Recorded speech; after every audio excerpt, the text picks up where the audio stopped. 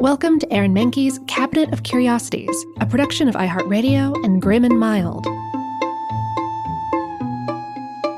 Our world is full of the unexplainable.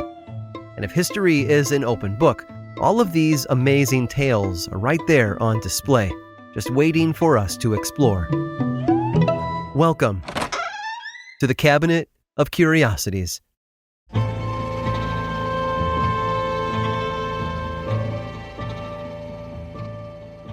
The ancient Roman satirist Juvenal famously said that the secret to being loved as a ruler is not good governance, but providing the public bread and circuses, food and entertainment. But it must be said that people sometimes are particular about what sort of circuses they're presented. Escapism and politics, although seemingly very far apart, often collide in the most turbulent of ways. That said, William Macready wasn't thinking of this when the curtain rose on May 7th of 1849. He was one of the most acclaimed British actors of his era, and he was focused on his craft. He stepped out onto a stage in Manhattan, ready to perform the lead in William Shakespeare's Macbeth, and was greeted by a wall of jeers and boos. Macready froze. He hadn't even delivered a line yet, and already the audience was turning against him. Moments later, the crowd began to throw rotten vegetables at him, as well as eggs and coins. It was so noisy that Macready and his fellow actors struggled to make themselves heard over the rabble. And this wasn't the first time that locals had disrupted Macready's performances.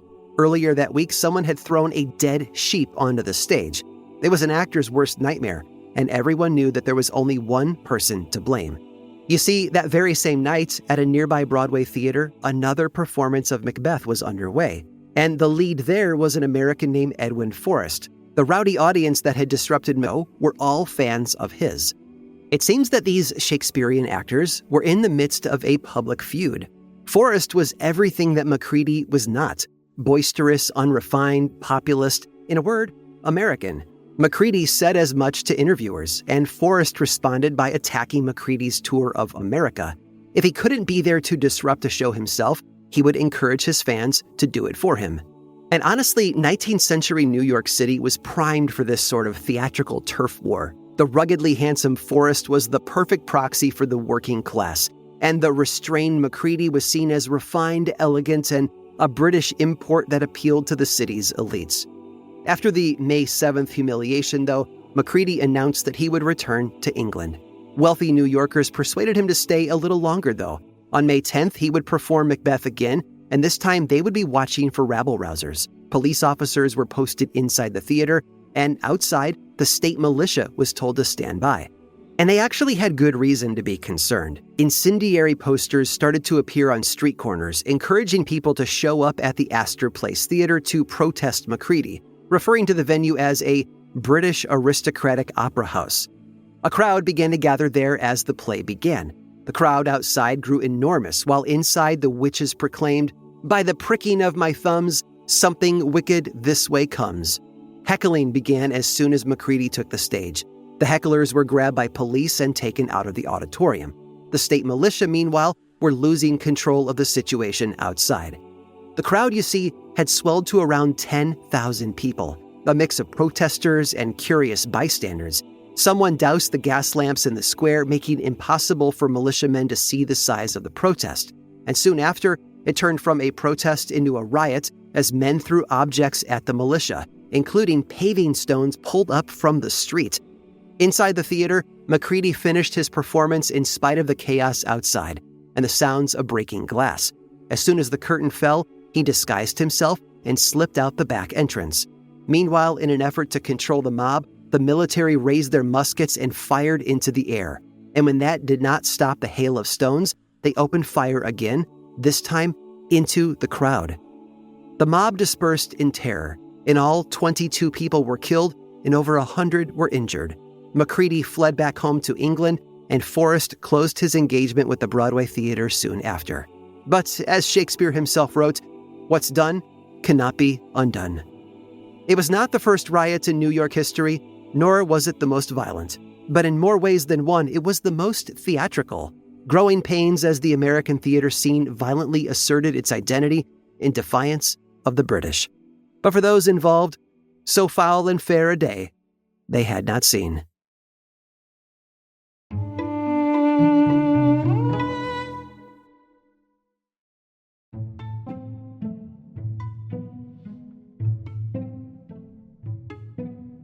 It was the evening of March 13th of 1997, and amateur pilot Kurt was on his descent into the Phoenix airport when his son Oliver pointed to the sky. Following Oliver's gaze, Kurt saw something unlike anything he had seen in the air, a cluster of 6 lights soaring towards the airport in a perfect V formation.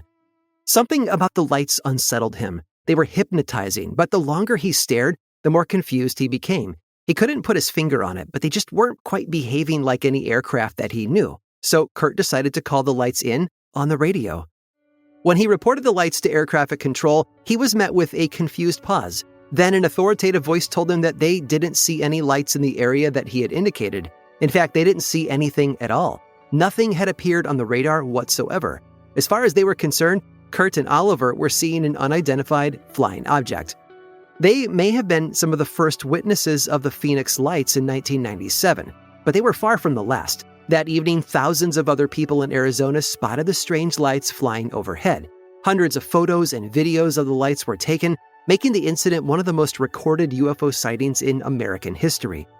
On the ground, residents of Phoenix seemed to spot 2 distinct types of aircraft. Earlier that night, starting around 8 p.m., multiple witnesses spotted a group of 5 or 6 reddish-orange lights that formed a V formation. This was the group of lights that Kurt had reported. This V was first sighted near Henderson, Nevada, nearly 300 miles north of Phoenix, and reportedly traveled slowly through the Phoenix Mountains toward the city. Later in the night, around 10 p.m., another group of lights flew over Phoenix. These ones were in a straight line, and rather than flying forward, they seemed to hover near the city. Some people even thought that they saw some of these second lights fall out of the sky. Just like the earlier lights, these ones disappeared almost as quickly as they had first arrived. And for weeks, the Phoenix lights had the city in a chokehold. The media frenzy blamed everything from aliens to Russian spies. To calm things down, the Arizona governor hosted a bizarre press conference where he claimed that he had found the person responsible for the lights and then brought on an aide who was dressed in an alien costume. The joke helped to reassure the public that they weren't under any imminent threat of alien invasion, but the truth about the lights was no laughing matter. While the night of March 13th featured 2 separate UFO incidents, both groups of mysterious lights were caused by the same thing: Operation Snowbird. You see, in 1997, the Air National Guard were conducting exercises out of an air base in Tucson, Arizona. One of these, codenamed Operation Snowbird, was meant to test the capabilities of the A-10 Thunderbolt attack planes under winter conditions. While commercial planes typically employ blinking lights to help with visibility, military planes don't have to follow the same flight rules. So when a group of 6 Thunderbolts launched in a V formation, they kept their lights steady as they crossed Phoenix and headed south to Tucson. The second sighting also involved Thunderbolt planes, but it wasn't the lights on the aircraft that struck people as odd. Around 10 p.m., a group of Thunderbolts launched from a military airfield south of Phoenix. These planes were practicing dropping slow-burning flares.